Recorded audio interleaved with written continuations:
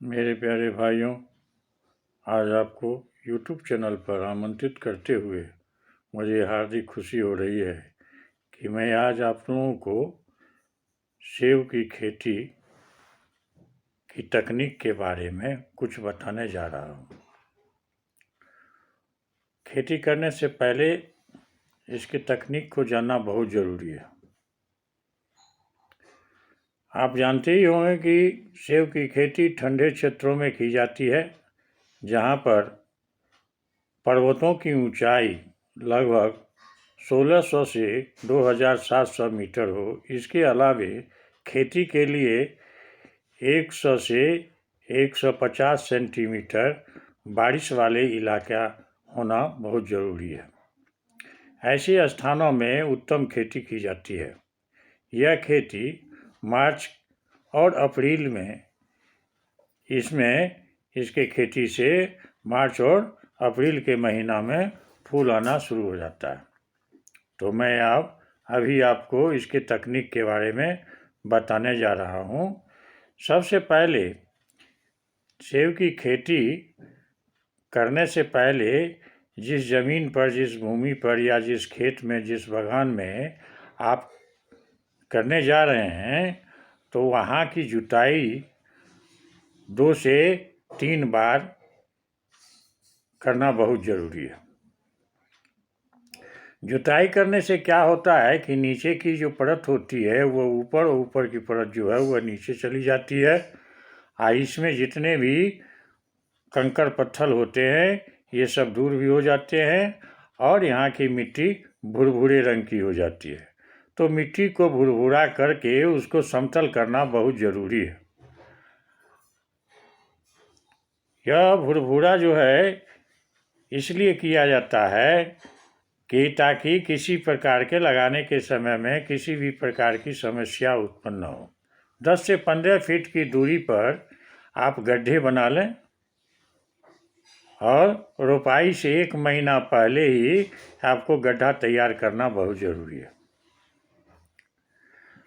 दूसरा है पौधे को तैयार करने की तरीका। पौधे को तैयार करने के लिए आपको सबसे पहले जो आप देखें कि अगर मान लीजिए कि आपके बागान में, आपके खेत में या बगीचा में जहाँ आप इसका खेती करने जा रहे हैं, वहाँ पुराने पौधे जो लगे हुए हैं इसकी शाखाओं का आप ग्राफिक विधि से या कुटी विधि से इसको तैयार कर लें। ग्राफिक कुटी विधि से आप इसको तैयार कर लें और तैयार करने के बाद इसको आप लगा सकते हैं। अन्यथा मान लीजिए कि जहाँ पर रजिस्टर्ड जो है सरकारी नर्सरी, आप वहाँ से भी अगर चाहते हैं तो वहाँ से भी आप इसका नर्सरी लेके आपको लगा सकते हैं। अब अभी आपको हम बताएंगे कि सेब के पौधे को लगाने की क्या तरीका है। इसके तरीके के बारे में हम आपको बताएंगे। सामान्य पेड़ों की तरह सेब के पौधे लगाए जाते हैं, जैसे आम पेड़ लगाते हैं उसी प्रकार से इसके भी पौधे आप लगा सकते हैं। लेकिन लगाने से पहले आपको इसमें जहाँ गड्ढा आपने बनाया है वहाँ 10 से 12 केजी गोबर की खाद उसमें आपको डालना जरूरी है। इसके अलावे NPK की आधा किलो मात्रा लेके इसकी मिट्टी में आपको मिला दें और मिलाने के बाद तब जाके इसमें पौधे को आप लगा सकते हैं। तो इस तरह का उर्वरक का जो आपने उपयोग किया है या उपयोग करेंगे वो आपको प्रति वर्ष आपको करना ही पड़ेगा। इससे क्या होगा कि आपके फसलों की पैदावार जो है वह धीरे धीरे बहुत ज़्यादा बढ़ जाएगी। अब दूसरा सवाल यह उत्पन्न होता है कि इसकी सिंचाई जो है कब हम पौधों की सिंचाई हम करेंगे हैं। पौधों की जो सिंचाई करें, किस समय करें, कब करें, तो कैसे करें, इसके बारे में हम आपको बताएंगे कि आप ड्रिप एरीगेशन विधि के द्वारा, है ना, इसका भी उपयोग आप कर सकते हैं। यानी पाइप के सहारे बूंद बूंद पानी जो है इसमें गिरना चाहिए। तो बूंद बूंद अगर पानी गिरता है तो इससे इसको बहुत ज़्यादा फायदा मिलता है। तो इस तरह से ड्रिप एरीगेशन का उपयोग करके यानी पाइप के सहारे बूंद बूंद पानी द्वारा या फ्लड एग्रीगेशन से के द्वारा जो है सो यानी सामान्य तरीका से है, सामान्य तरीकों के द्वारा भी आप कर सकते हैं। सर्दियों के महीने में केवल 2 से 3 सिंचाई ही आप कर सकते हैं। गर्मियों के महीना में ध्यान रखना होगा कि गर्मियों के महीना में ज़्यादा गर्मी लगती है, तो इसी महीने में सप्ताह में कम से कम एक बार आपको करना होगा।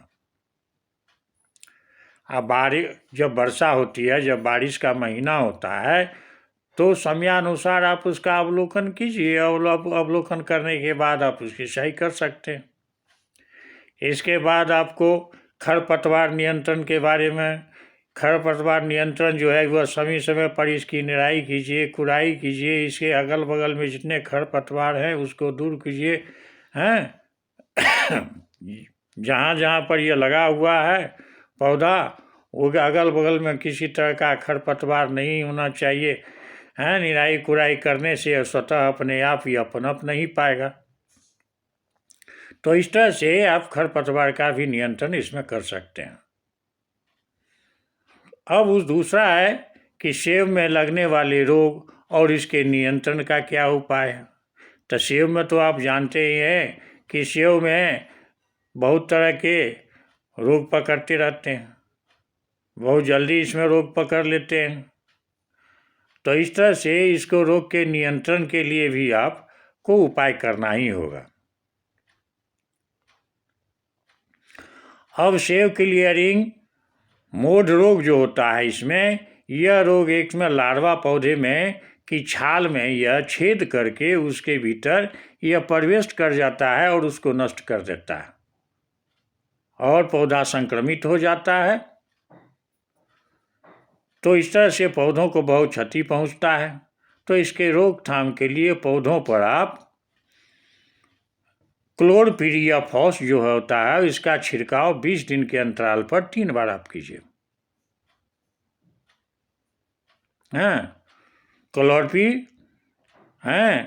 क्लोरपीरियाफॉस जो होता है इसका छिड़काव आप 3 बार कर सकते हैं। अब उसके बाद देखते हैं कि हम कभी कभी देखते हैं कि इसके पौधों के ऊपर में सफ़ेद रुई जैसा जो कीट है वो पकड़ लेता है, इस पर छा जाता है। तो इसके लिए आप देखते होंगे कि पत्तियों पर देखने से यह मिलता है कि एकदम रुई के आकार बिल्कुल सफ़ेद है। तो इसके प्रभाव से पौधों की जड़ें में एक विशेष प्रकार की गांठें बनना शुरू हो जाती हैं तथा इसमें रोग जो है इस तरह से फैलती है कि इसमें लगी हुई पत्तियों को सुखा देता है, और जब पत्तियाँ इसकी सूख जाती हैं तो गिरने लगती हैं। तो इस तरह से इसको भी नियंत्रण के लिए आपको कुछ करना ही होगा, हैं। तो इसमें आप एमिडाक्लोरोफिल दीजिए इसमें, या मिथाइल डेमेरन इसमें डाल सकते हैं, इसका उपचारित कर सकते हैं, इसका छिड़काव कर सकते हैं। तो इस तरह से आप अगर इसका छिड़काव करते हैं तो रोग मुक्त हो जाएगा।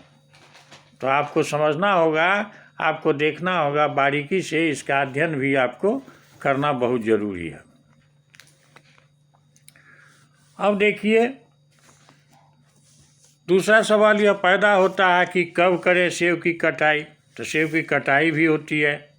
सेब के पेड़ में जब फल विकसित की गई है, कई तरह के किस्मों का फल इसमें लगते हैं, तो कहते हैं कि सेब के पेड़ में जो फल विकसित की गई किस्म पर आपको यह देखना होगा, यानी उसी के ऊपर यह निर्भर करता है कि हम कब करें, कब इसकी कटाई करें, हैं।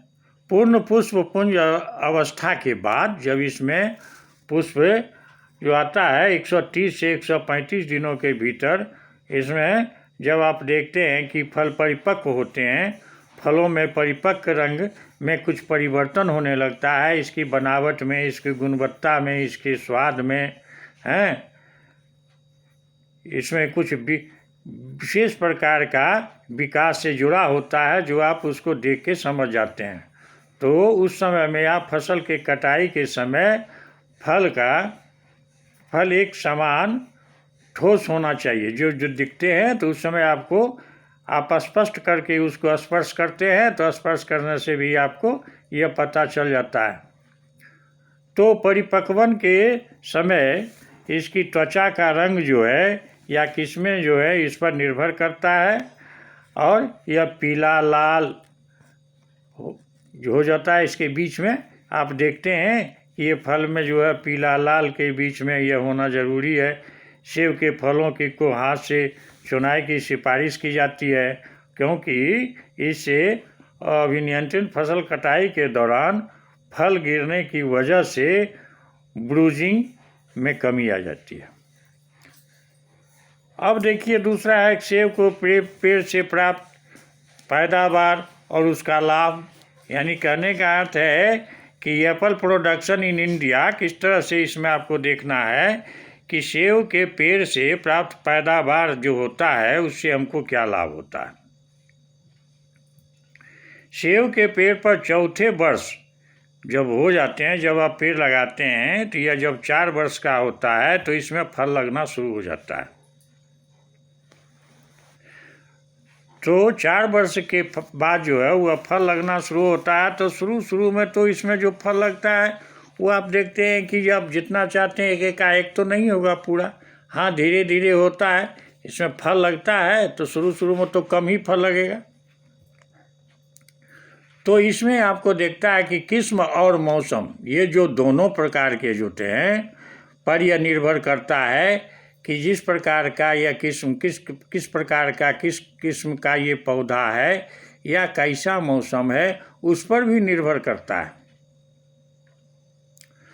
तो इस पर निर्भर करते हुए एक सुप्रबंधित जो है सेब का बगीचा औसतन 10 से 20 केजी है ना प्रति पेड़ प्रति वर्ष के पैदावार के हिसाब से यह देता है। जब यह धीरे धीरे जब यह 6 वर्ष का हो जाता है, सेब का पौधा पूर्ण विकसित हो जाता है, तब जाके 1 वर्ष में यह काफ़ी फल देना शुरू कर देता है।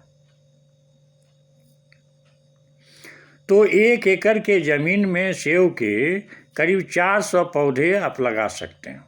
1 एकड़ अगर ज़मीन है तो उसमें आप 400 पौधे आसानी से आप लगा सकते हैं और इस तरह किसान भाई मार्केट भाव के अनुसार अच्छा मुनाफा भी आप कमा सकते हैं। अब सबसे यह भी सवाल उत्पन्न होता है कि हम इतना लागत करके खेती करते हैं, सब चीज़ देते हैं, इसमें सरकार हमको क्या सब्सिडी देती है कि नहीं। तो सेब की खेती पर भी सब्सिडी सरकार अब देने लगी है। जैसे उदाहरण स्वरूप आपको बता रहे हैं कि बिहार में करीब 20 हेक्टेयर ज़मीन पर क्षेत्रफल पर ये सेब की खेती का शुरुआत की जाएगी और इसमें 10 हेक्टेयर जो रकबा है इसमें कृषि विभाग 10 हेक्टेयर पर इसमें रुचि भी रखने वाले जो किसानों हैं इसके द्वारा बागवानी कराई जाएगी। तो विभाग किसान को 50% की सब्सिडी देगा, 50% सब्सिडी देगा। 1 हेक्टेयर में करीब 2.5 लाख रुपया खर्चा होता है। तो इसमें से इसको 3 किस्त में 3 किस्त में इसको वह सरकार आपूर्ति करेगी। पहला किस्त जो है इसका अनुदान जो है वह 60% का है और बचा हुआ जो अनुदान है वह 2 समान किस्तों में दिया जाएगा। तो इस तरह से बिहार भी जागरूक हो गई है, वहाँ भी अच्छे किस्म का जो है पौधे लगा रहे हैं और सरकार भी इसमें सब्सिडी दे रही है। तो यहाँ पर आप देखते होंगे कि आप हमारे झारखंड में भी जैसे जमशेदपुर है, पलामू में है, इसमें भी लोग बहुत ज़्यादा अब खेती करना शुरू कर दिए हैं। तो खेती के लिए मिट्टी कैसी चाहिए? खेती के लिए मिट्टी जो है गहरी उपजाऊ वाली और दोमट मिट्टी जिसका pH मान 5 से 7 होना चाहिए और जल निकास की अच्छा व्यवस्था होनी चाहिए। इस पर पपड़ी रोग के लिए बाविस्टीन या मैंकोजेब का आप छिड़काव कर सकते हैं और इसको आप लगा सकते हैं। इससे आपको बहुत मुनाफा मिलेगा, बहुत फ़ायदा इससे आपको होगा। ऐसे तो लोग कहते हैं कि मैं कौन किस्म का पौधा लाऊं, कैसा पौधा लाऊं और कैसे हम लगाऊं। तो आप जानते होंगे आपको, जैसे कि मैंने बताया है कि ये ठंडे इलाके के लिए था, लेकिन अब धीरे धीरे क्या हुआ, पूरा भारतवर्ष में जो है वह चारों तरफ यह फैलते जा रहा है। इसमें अनुसंधान केंद्र के द्वारा भी इसमें अनुसंधान किया गया है कि ऐसे ऐसे पौधा का अनुसंधान किया है कि आप साल भर में कहीं भी जहाँ भी चाहेंगे वहाँ भी आप लगा सकते हैं। तो इसमें भी 36 से 37 या 45-46 सेंटीग्रेड का तापक्रम जो रहता है पूरा, जिस समय कड़ाके की गर्मी रहती है, वैसे वैसे भी पौधों का अनुसंधान केंद्र द्वारा जो है ये निर्मित किया गया है, जो सभी तरीकों के तापमान को वह सहन कर सकता है। अब हम आपको बता रहे हैं कि इसकी किस्में क्या हैं। इसकी किस्में तो आपको बहुत मिलेंगी। ऐसे किस्में हैं जैसे आपको पहाड़ी इलाके के लिए है, मैदानी इलाके के लिए है, सभी जगहों के लिए है ना। जैसे सन फ्यूजी है, रेड चीफ है, एरिगन एस्पर है, रायलन डिलीशियम है किस्म का है, हाइब्रिड 11/12 है कि ये प्रमुख किस्म का है। इसके अलावे इसके नई किस्म जो है हरिमन, ऐसे तो हरिमन 99 भी का उपयोग झारखंड में बहुत ज़्यादा हो रहा है, बहुत ज़्यादा मात्रा में लोग कर रहे हैं, लेकिन फिर भी हरिमन जो है वह अधिक तापमान जैसे 46 से 47 डिग्री टेम्परेचर को यह सहन करने की इसमें क्षमता है। तो ऐसी स्थिति में ऐसे सेब की किस्मों को चयन कर अपने क्षेत्र में भौगोलिक स्थिति तथा जलवायु को मद्देनज़र रख के आप इसका खेती कर सकते हैं। तो अब लगाने की विधि के साथ साथ मैंने आपको सब चीज़ बता दिया है। अब जो है वो प्रायोगिक विधि के द्वारा मैं अगले वीडियो में आपको हम बताऊंगा। तब तक के लिए मैं आपसे आज्ञा चाहता हूं। यदि मेरा वीडियो आपको पसंद लगे तो कृपया लाइक और सब्सक्राइब अवश्य करेंगे। जय हिंद, जय भारत।